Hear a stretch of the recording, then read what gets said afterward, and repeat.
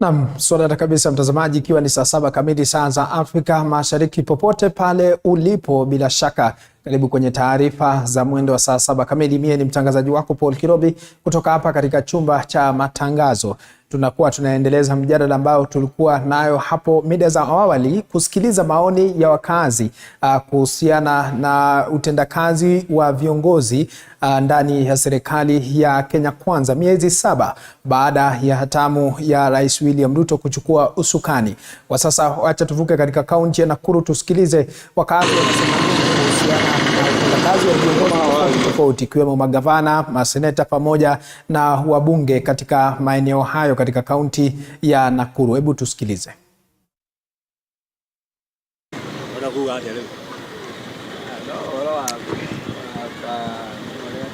Kirobi, ni kweli ni miezi 7 ambayo imepita tangia wale ambao ni magavana kuweza kuanza kazi zao katika kaunti ama katika gatuzi mbalimbali, na hivyo basi katika kaunti hii ya Nakuru yule ambaye ni gavana Susan Kihika amekuwa tu akikabiliwa na mengi tu, ambapo kazi haikuanza rasmi, maana kulikuweko na kesi ambazo ziliweza kuwasilishwa mahakamani kumhusu ama pia zilizowasilishwa ili kuweza kupinga uongozi wake, na hivyo basi kuna mengi tu ambayo yaliendelea kuweza kuona kaunti hii haikuanza kazi rasmi, na hivyo basi utendakazi wake umekuwa ukichangwa moto na wengi tu. Wale ambao waelewa pia katika uteuzi wake wa mawaziri uliweza pia kupigwa ama kuweza kuchangwa moto na wengi, ambapo waliwasilisha kesi dhidi yake ama dhidi ya wale ambao walikuwa wameweza kuwateua. Na hivyo basi nitakuwa nikizungumza na wakazi wa kaunti hii waweze kuendeleza iwapo wameridhishwa na utendakazi wa kaunti hii ambayo inaongozwa na gavana Susan Kihika, na iwapo labda wangehitaji ama ni wapi hasa wangehitaji aweze kufanya kazi zaidi iwapo hajafikia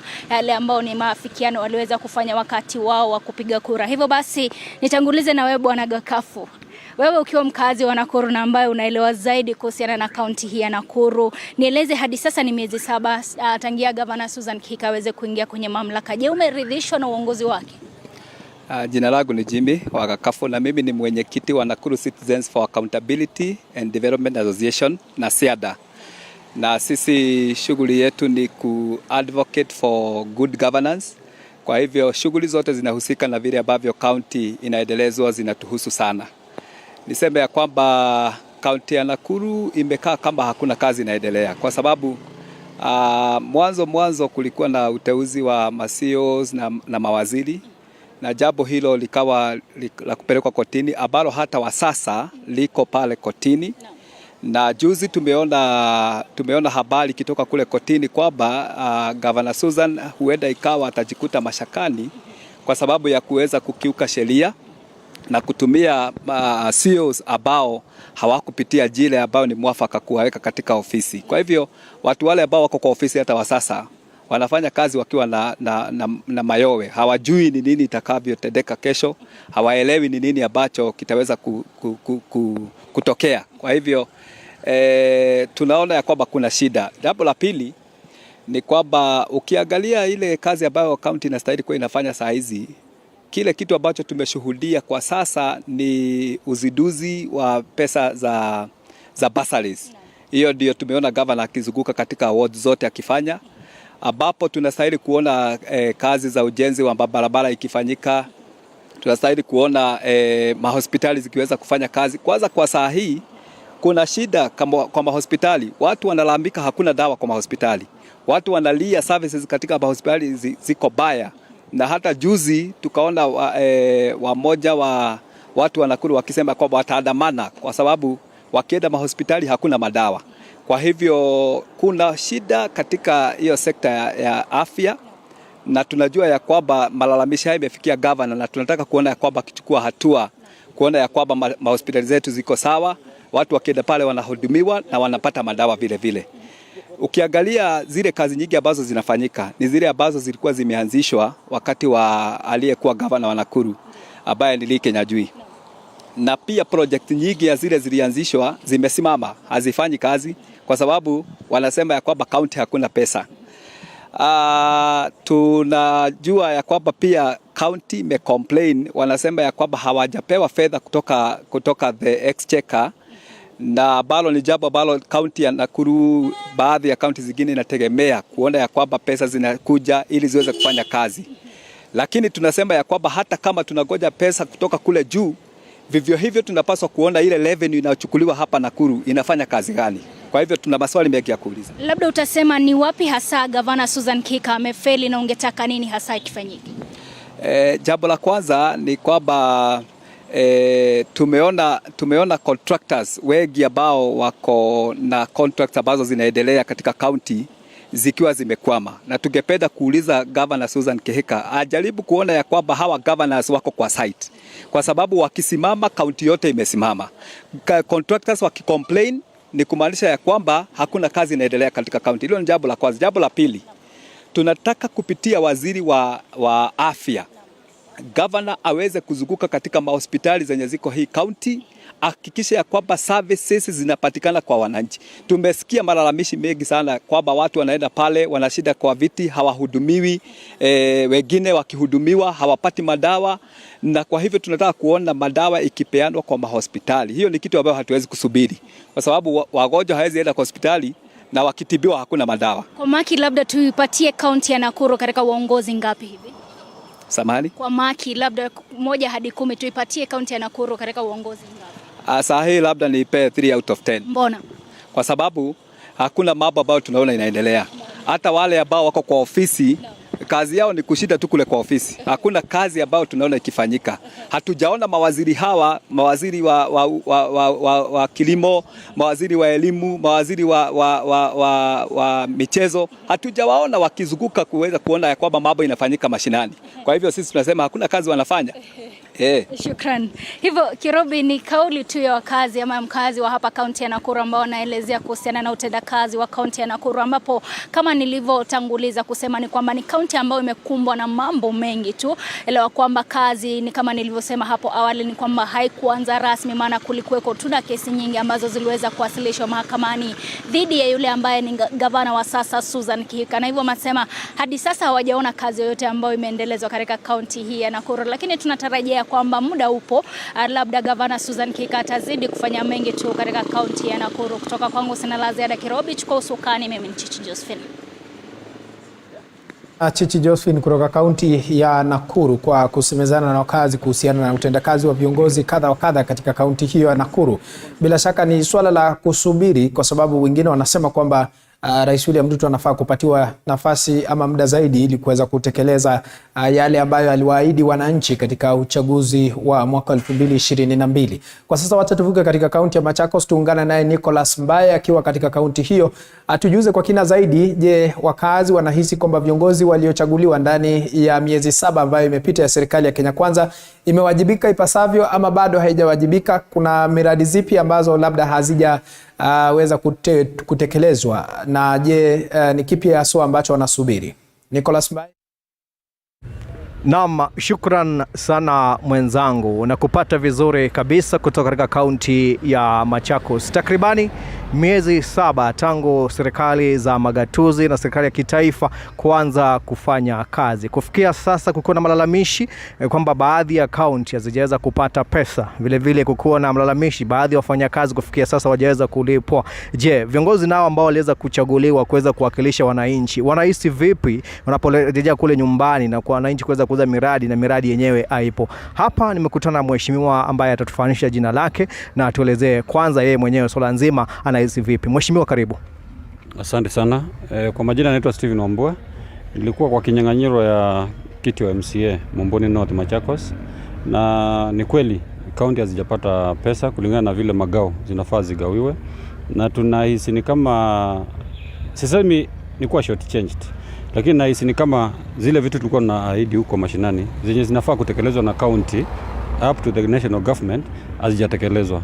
Kwa hivyo naelewa uchumi venye iko, unaelewa kulingana na serikali venye ilikuja na venye ilikuja kupata ni kama hakuna pesa kulingana na vile walikuwa wanasema, na tunahisi miezi 7 imepita na bado zile ahadi zenye serikali kuu pia na serikali ya county zilikuwa zinaahidi bado hazijatekelezwa.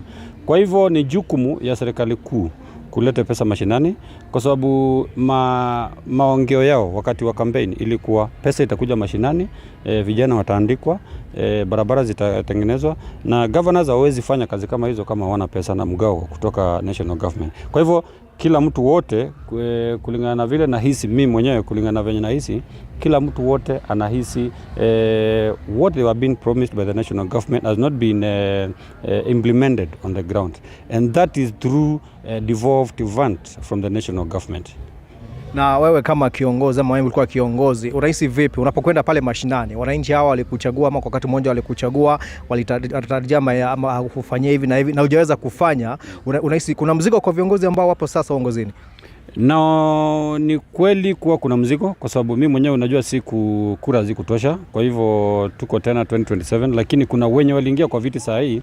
Nilikuwa naongea na mmoja wao jana, na ni kweli kabisa wanaumia, kwa sababu pia pesa zisipotoka katika national government pia haziwezi kuwa devolved to the county government. Kwa hivyo hata wao wenyewe hauna mgao wenye wanaweza pelekea watu kulingana na vile walikuwa wanaahidi wakati wa campaign. Kwa hivyo hii kitu ina affect all along. It's a vertical kind of a pinch to everyone. So hata mimi wasipotekeleza vile walikuwa naigiza na vile walikuwa tunaahidi huko mashinani, pia inaniuma mimi, kwa sababu mimi mwenyewe naweza taka Mumbuni North wakuwe na barabara, wakuwe watu wapate kazi kama ni vijana, mashule zijengwe, lakini kama huoni vitu kama hizo zikifanyika kwa mwenye hako saa hii pia inakuumiza. Kwa hivyo kwa leader, every leader need development. You don't need to be in power so that you can pray for development. So when they are affected, I'm also affected. Na tukimalizia mheshimiwa, kuna hao ambao ni contractors ama wanakandarasi ambao wanafanya kazi wanalia sana kwamba hawajaweza kupata pesa. Wewe kama kiongozi ambao unaelewa jukumu lilopo kwa kutekelezwa kwa miradi ya serikali, hiyo ni ya county, ni ya kitaifa, unaweza kusema vipi kuhusiana na swala zima kama hili? Kama uko aware kuwa kuna contractors wenye walikuwa wa former regimes, ule governor mwenye alitoka kama ni Machakos kwingine na maybe walirudi. Siwezi sema hawajapata pesa kwa sababu pesa hakuna, lakini ni vile anaweza kuwa ni governor mpya mwenye ameingia kwa kiti, na ile kazi alikuwa anafanyia governor mwenye alitoka. Na venye unajua saa hii hakuna budget ishapitishwa. Tangu serikali mpya ikuje hawajakuwa na budget. Budget inakuwa mwezi wa 6, mwezi wa 7. Kwa hivyo naweza waomba pia wakuwe patient na governor nyo wako. Kuna madeni mingi sana katika kila county. Hakuna county haina pending debts. Kwa hivyo naweza waomba wakuwe patient, by the time mwezi wa 6, mwezi wa 7 budget isomwe, pesa zikuje, watalipwa. Na kama kuna venye unajua ni kwa kuna wengine makandarasi ni gushi wenye wanapapoti kuwa wanadaisha pesa, lakini kumbe hawakufanya kazi. Kwa hivyo kulingana na vile wanadaisha, ni waende wakae chini na governor na ministers wake, wajue kama kazi walifanya kweli itafanya na italipwa lini. Kama hawakufanya kazi ikaguliwe. Unajua Kisii kwenye kulienda na alikagua akapata wengi wao 8% ya contractors wenye walikuwa wanadaisha county walikuwa gushi. Kwa hivyo si wote halali, lakini kuna wale halali. Naomba hivi wakuwe patient. Serikali yenye imeingia niko na miezi 7, budget yake ya kwanza hawajaisoma. Wana operate na ile budget ya last regime. Kwa hivyo mkuwe patient, na I think every governor mwenye yako sahi, hakuna mwenye first term hataki kurudi tena. Na kurudi tena ni kufanyia watu kazi, ni kulipa contractors na kulipa wafanyikazi. Naam, asante sana kwa maoni yako mheshimiwa. Umemsikia pale akiweza kuzungumzia swala nzima la wanakandarasi, ambapo pia imebainika wapo wanakandarasi wengi ambao ni gushi, walitoka katika serikali ambazo zimepita, na inapokuja serikali mpya wanataka pia kudai. Kwa hivyo pia ni swala ambalo pengine unapozungumzia madeni inakuwa pia inaleta tatizo. Basi ni hayo mwenzangu kutoka hapa katika kaunti ya Machakos. Mimi ni Nicholas Mbai, naregesha kwako studio.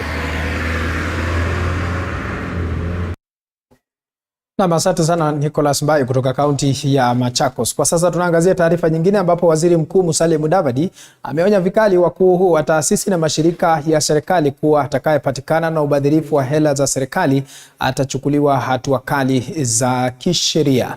Hatua kali za kisheria ikizingatiwa 5% pekee ndio zenye faida miongoni mwa mashirika 349 nchini. Kadhalika, Mudavadi amesikitishwa na deni la zaidi ya shilingi trilioni 1 waliloridhi kutoka kwa serikali iliyopita, na kusema kuwa malipo yatatolewa tu baada ya ukaguzi maalum kukamilika, akihoji kuwa huenda deni hilo kutoka kwa wanaodai limelenga kulaghai serikali. Mudavadi alikuwa akizungumza haya wakati wa ufunguzi wa kongamano la viongozi wa mashirika haya hotelini moja katika mji wa Naivasha, wanapojadili utendakazi wao na matatizo kwenye majukumu, wakisema kuwa huenda mengine yatashirikishwa na kuwa moja ili kuondoa utekelezaji wa pacha wa majukumu.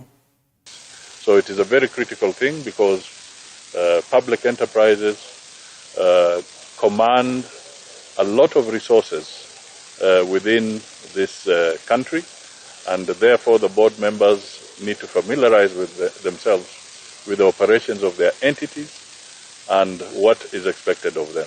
So this is a very important occasion on that score. Yesterday, the President of the Republic released the performance contracts results for the years 2021-2022. And this, in a way, is a sequel or continuation. When the President spoke, he was very emphatic that he has a contract of Kenya.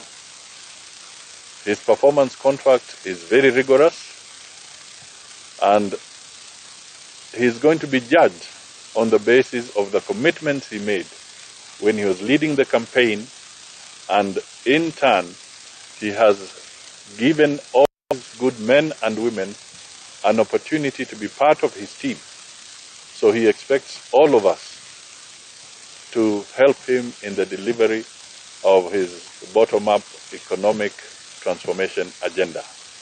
And therefore, we are sharpening our tools, sharpening our skills, so that we can be able to do that as we go along.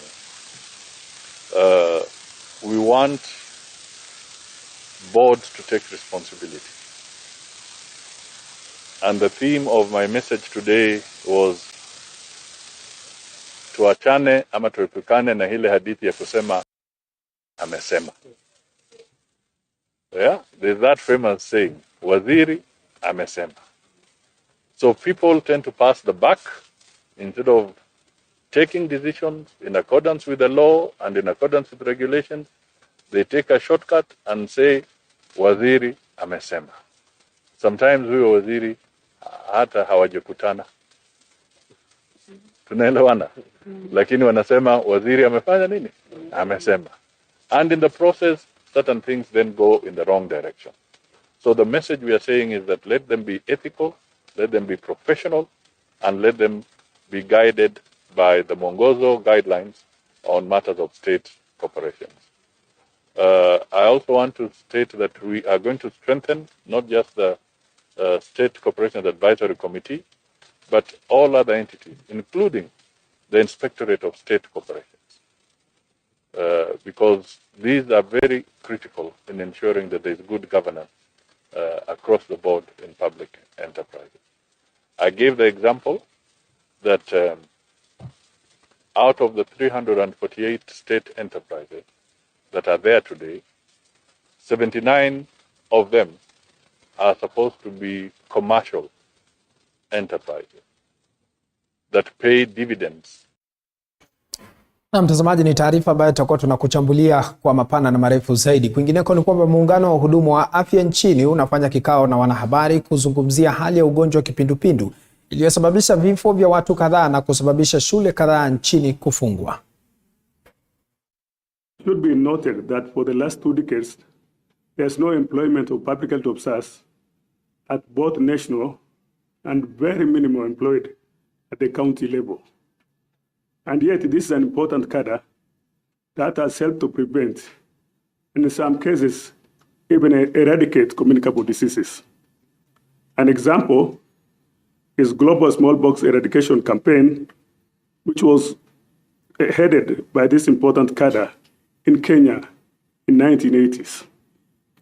The emerging and re-emerging of diseases like the one experienced currently that has culminated in the necessary loss of lives and closure of our learning institutions are the outcomes of the shift of focus from preventive and promotive health to curative medicine.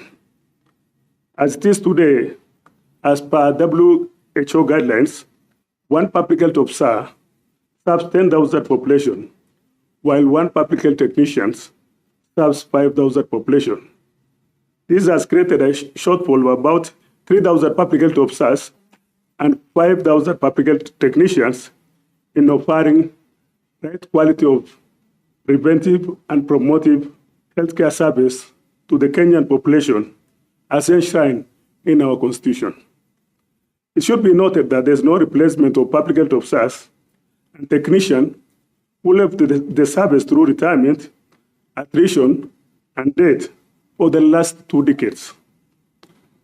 The country continues training this important cadre at all levels, but not absorbing them into the public service. The question then lingers in everyone's mind: is the government slowly phasing out public health officers and technicians from its system?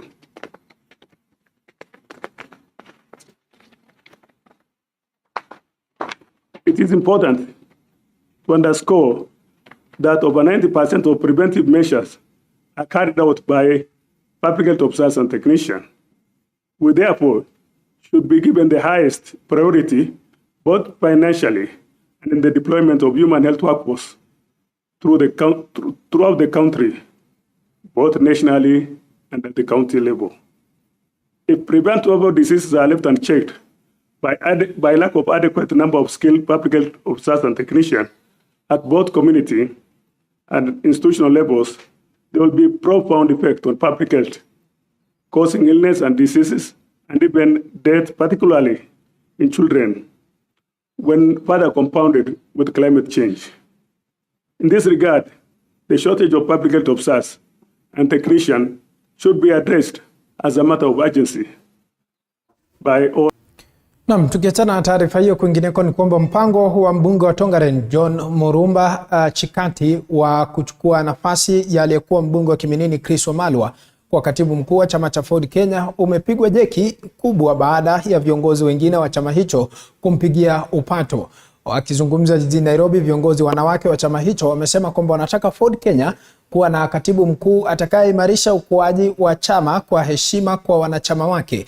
Mwakilishi wa kike katika kaunti ya Bungoma Catherine Wambilianga na mbunge wa Webuye Mashariki Martin Wanyonyi wamesema kwamba chama hicho kitahitaji mtu anayeweza kusaidia kujenga malengo yake ili kufikia maono yake. Ford Kenya Women League Nairobi branch is deeply concerned by the vacancy that has been created by the appointment of Honorable Chris Wamalwa as the CAS, and after serious and proper scrutiny, we have unanimously agreed to endorse Honorable Dr. John Murumba Chikati, the MP Tongaren constituency, as the party Secretary General. He is fit for the position because we have realized his charismatic leadership which is evident and with proven record of wisdom in handling matters management and political issues. Mheshimiwa Chikati hana integrity issues. Ni mtu wa watu, ni mtu mpole, ni mtu wa kanisa. Na sasa hiyo ndio sisi tumeona, hatujaona kaunti, tumeona uzuri wa kiongozi. Na wale wote wenye wanawania hii kiti, tunawaambia waachane, waunge mkono Mheshimiwa Chikati kwa sababu yeye atapeleka chama cha Ford Kenya mbele. Hata wao wenyewe kama wanachama wataridhika na uongozi wake na watapata kusaidika na uongozi wa Mheshimiwa Chikati. And that's why we want to get a Secretary General that will be a better idea, will be better than Mheshimiwa Chris. And secondly, we want to get an SG who is bold, who has a national look, who is inclusive, who appreciates the diversity and the democracy and the reforms and the brand of Ford Kenya. It will not matter from where. It will not matter whether you have been the chama for many years or you have just come, lakini maadili tutie maanani kwamba huyu mtu awe very loyal, straight thinking, somebody who can reason. Na mtazamaji, mbali na taarifa hiyo, kwingineko ni kwamba Rais William Ruto alijiunga na waumini wa dini ya Kiislamu kwa kusherehekea mlo wa iftar katika chumba cha mikutano cha KICC. Pamoja naye rais walikuwa ni baadhi ya viongozi wanaoegemea mrengo wa Kenya Kwanza, ikiwemo naibu wake Rigathi Gachagua.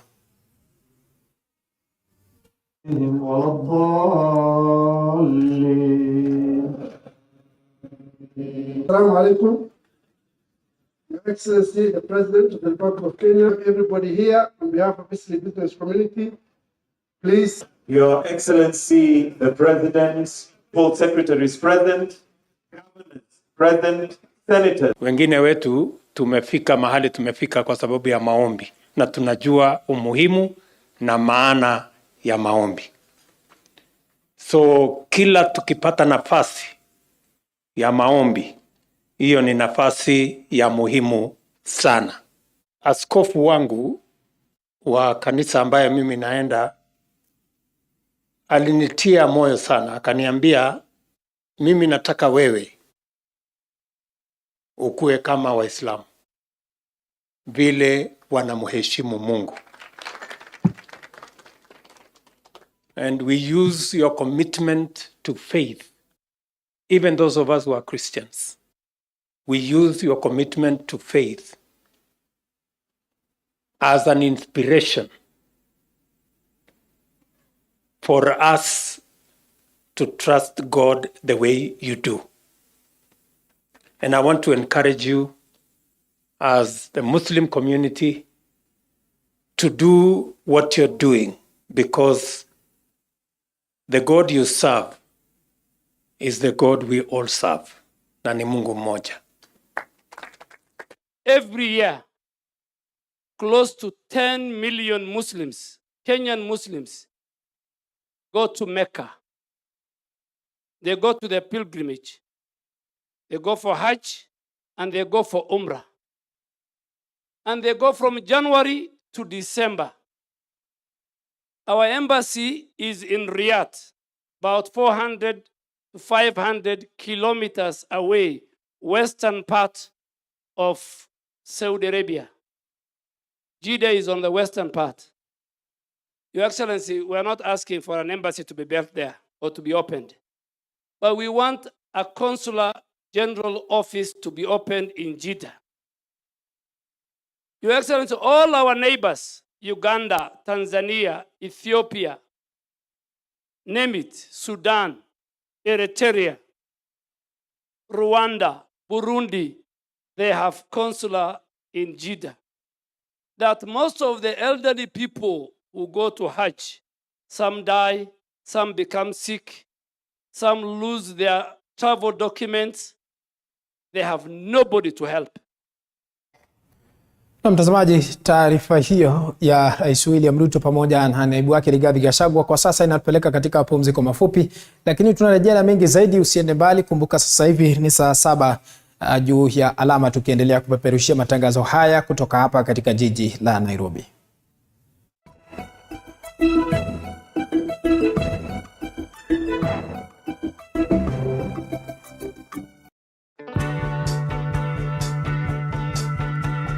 Wakati mwingine kama weekend, mimi najiachilia. Hata ukumbuki hii story. Nikifika watu wangu wakinipokea na kupokeleka.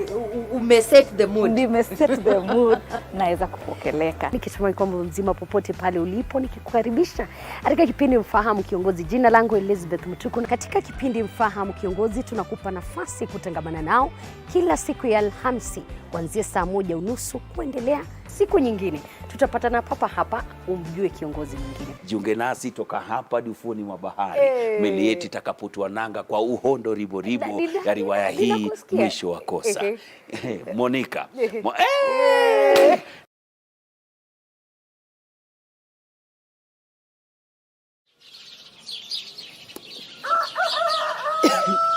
It's early morning in Maralal. Start your morning informed, educated, entertained, and above all, know your country.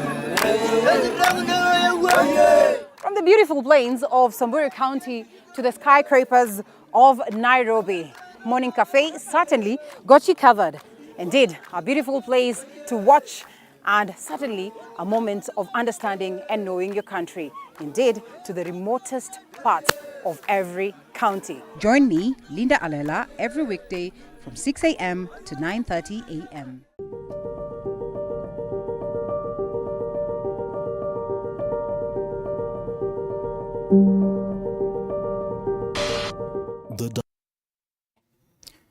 Karibu tena mtazamaji, nizidi kukujuza mengi zaidi. Mkewe naibu wa rais Dorcas Rigathi ameibua wasiwasi kufuatia ongezeko katika idadi ya visa vya ulevi katika eneo la Mlima Kenya. Akizungumza wakati wa hafla ya mazishi ya Beth Wairimu katika wadi ya Shamata, kaunti ya Nyandarua, Dorcas Rigathi aliwarai washikadau husika kupata suluhu la kudumu kwa tatizo hilo. Dorcas pia ameeleza kwamba umuhimu wa mtoto wa kiume kutiliwa maanani kwa kuwapa ajira ili kuwakinga dhidi ya kujiunga na masuala ya mihadarati na dawa za kulevya.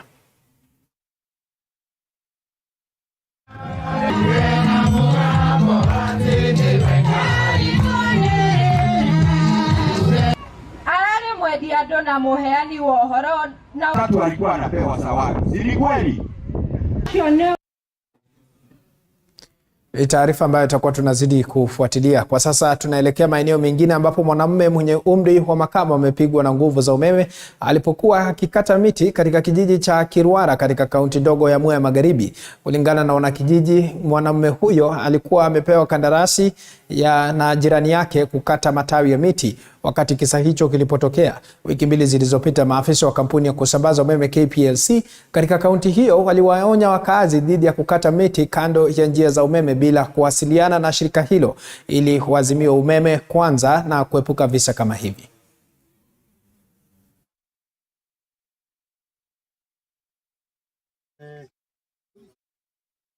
Asubuhi hii kuna mtu alikuwa anakatakata mti huko juu, lakini akapata accident ya stima, akakamatwa na stima. Wakati tulikuwa tunajaribu kumuokoa akawa ameaga, lakini huko juu tulimtoa na mbao tukamgonga nayo akateremka. Sasa tukaita gari ili apelekwe hospitali, akawa ameaga tayari. Mwenye amepata ajali ya stima ni neiba wangu hapa karibu, na wakati alikata mti na ikagonga waya ya stima, walipiga sauti kwa kubwa, na nikasikia nikiwa nikilima na nikakuja mbio ndio tuweze kumuokoa. Na venye tulienda kumuokoa tulipata ajaaga, lakini kwa dakika kidogo tu tukiitisha gari tumpeleke hospitali akaaga. Sasa hiyo tukapatwa na alama ya mshangao, tukashindwa sasa ingekuaje, na tulikuwa tumekimbia, tukakuwa na mshtuko mkubwa sana. Na sasa tunangojea OCS wa Kiamashiri na ili akuje na ili tupate kumpeleka kwa mochari juu sasa ametuacha. Lakini tunaomba Kenya Power venye wakisikia tu kuna shida ama wakuja wakituangalilia hizi la waya za yenye zina moto mwingi, wakituangalilia wanatukatia miti juu sisi hatuna uelevu wa stima, na venye huyu kijana hakuwa anajua hiyo stima inaweza mshika, yani mgonge.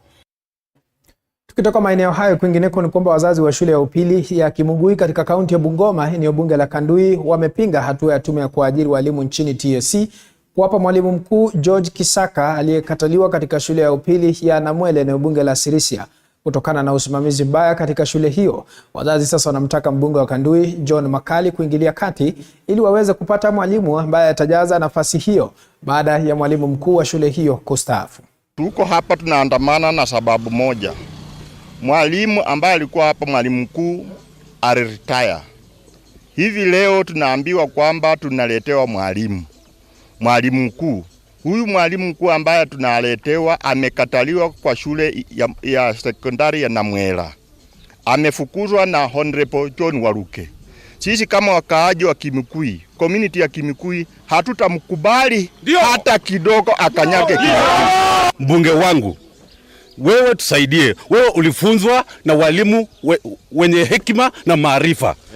Na wewe vile uko hivyo ulisoma ni lawyer. Sasa mbona saizi mbunge John Koi Waluke alikataa huyo mwalimu na wewe unamkubali kuleta Kimugui kwa mbunge wako? Tunaomba huyo mwalimu asikanyage Kimugui. Kimugui yetu nataka iendelee, kwa sababu kuna watoto karibu 800. Hatutaki watoto wapungue Kimugui. Tumepikia MCA wetu ako kwa ground anakuja. Kitu tunaomba wazazi wa Kimugui, huyo mwalimu asikanyaka hapa Kimugui. Walete mwalimu yote hata kama ni watu wa primary. Akuje kuwa principal, lakini sio huyo. Sisi kama wazazi wa Kimugui na community ya Kimugui tumekataa mwalimu ambaye analetwa kwa hii shule yetu ambaye anaitwa Kisaka. Sababu hii shule umbali wenye imetoka na penye tumefikia, hatutaki mchezo kwa shule yetu. Tunaomba county government isimame na sisi na itutetee huyu mwalimu apelekwe kwingine. Na tukiachana na taarifa hiyo, kwingineko ni kwamba maafisa wa idara ya upelelezi wa jinai DCI pamoja na wenzao wa mamlaka ya ukusanyaji ushuru KRA wamemkamata mwanamke mmoja anayefahamika kama Veronica Njeri Kariuki kwa madai ya kuwa na shehena za sigara zilizopatikana eneo la Roysambu katika kaunti ya Nairobi. Miongoni mwa sigara zilizonaswa ni ikiwemo aina ya Supermatch ambapo kulikuwa na paketi 17,660 na aina ya Palma Safari ikiwa na paketi 27,290. Inadaiwa kuwa mamlaka ya KRA imekuwa ikichunguza biashara hii bandia ambayo inaaminika kutoka kwa mpaka wa Busia na Kitale. Kulingana na maafisa wa KRA waliokuwa eneo hilo, mamlaka hiyo imepoteza shilingi milioni 18 kufuatia biashara hiyo ya bandia.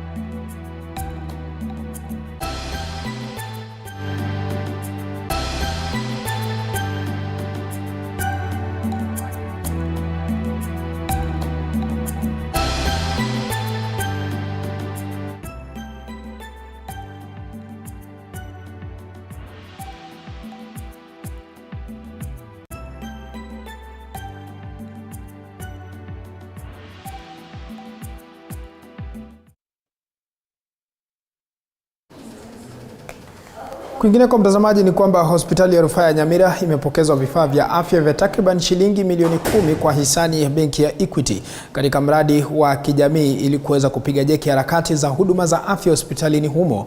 Kulingana na waziri wa afya katika kaunti ya Nyamira, Daktari Ombati, vifaa hivyo vitasaidia pakubwa katika utendakazi hospitalini na kuwarai wahisani wengine pamoja na washikadau kuingilia kati na kusaidia kuimarisha viwango vya afya katika kaunti ya Nyamira.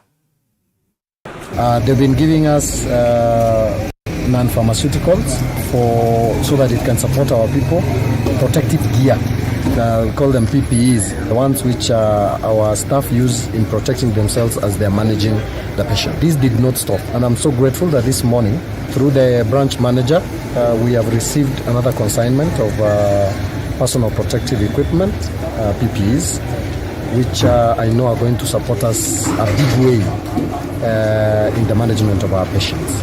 This includes coveralls, includes face masks, face shields, it includes the boots, it includes gowns and all these other non-pharmaceuticals that we use, and the protective gears that are very important in the management of our patients. So I want to thank Equity Bank, and I will continue partnering with them on matters healthcare and other areas which are very key in our patient management. We were just donating a few protective equipment for our hospital staff. This we started in 2019 when we had the pandemic. We've been doing it for the last 3 years also, and we have partnered very well with the county government, and we will continue to partner in other areas so that we can support especially the health workers who go a long way in supporting the patients who come to the hospital. So as a bank, we through our foundation and Equity Foundation, through the health pillar, we will continue to work closely with the county to ensure that we support. Tukiachana na taarifa hiyo, kwingineko ni kwamba hali ngumu ya maisha na umaskini zimetajwa kuwa vizingiti kwa elimu ya wanafunzi wanaotoka kwenye familia zisizojiweza. Serikali kwa upande wake ikitakiwa kutekeleza sera kuhusu ulipaji karo ili kuwazuia walimu wakuu kuwafukuza wanafunzi ovyo ovyo. Akizungumza na wanahabari mjini Kakamega baada ya kutoa hundi ya kufadhili masomo ya wanafunzi 67 kutoka maeneo bunge ya Lurambi na Shinyalu, mkurugenzi wa shirika la Study Observe and Teach John Muganda na mwenzake Sirila Akutia wamesikitikia idadi kubwa ya wanafunzi wanaositisha masomo kutokana na ukosefu wa karo. Watoto wanakaa nyumbani, unakutana nao, wanakaa nyumbani wanalia. Watoto wengine wasichana walikuwa na changamoto zingine zile za usichana, wamerudi nyumbani. Hakuna mtu ambaye anawajali, hakuna mtu ambaye anawasaidia. Changamoto kama hiyo ndio ilitufanya tukaanza kutafuta njia na namna ya kuweza kusaidia watoto kama hawa ili waweze kupata masomo na kuendelesha masomo yao. Na hawa wanafunzi ni wale ambao 3/4 ni wale ambao walipata mimba kama wangali shuleni na wakarudishwa shuleni, na wengine ni wale ambao walishindwa kabisa kuenda katika shule za kuishi, walipata marks nyingi lakini hawakuwa na mfadhili wa kuwasaidia. Kwa hivyo wako katika hizi shule, na siku ya leo sote ilionelea ya kwamba ikuja katika shule kama hizi, kwa sababu shule kama hizi mara nyingi huwa zinawachwa wakati wa pasari. Tunapata pasari zinalenga watoto walio katika shule kubwa za kuishi, lakini hizi shule ndoko zote katika Kakamega County zinawachwa. Diposa sote ikaona ya kwamba itakuja kupatiana mkono kwa hao watoto na kuwapea motisha ili waendelee katika shule. Ningependa kusema ya kwamba hii msaada. Mtazamaji, tukitoka maeneo hayo kwa sasa tunafululiza hadi katika kaunti ya Kiambu, ambapo serikali ya kaunti ya Kiambu inanuia kujenga viwanja vya michezo katika kaunti ndogo zake zote 12 ili kusaidia kukuza talanta za michezo miongoni mwa watoto walio na umri wa chini ya miaka 17. Akizungumza mjini Thika wakati wa hafla ya kaunti ya Kiambu, alisema kwamba kaunti ina mipango madhubuti ya kuondoa vijana wenye talanta kutoka kwa hali ya kukata tamaa na kukuza talanta zao za michezo kama vile kandanda, riadha, karate, taekwondo, densi na taaluma nyingine nyingi.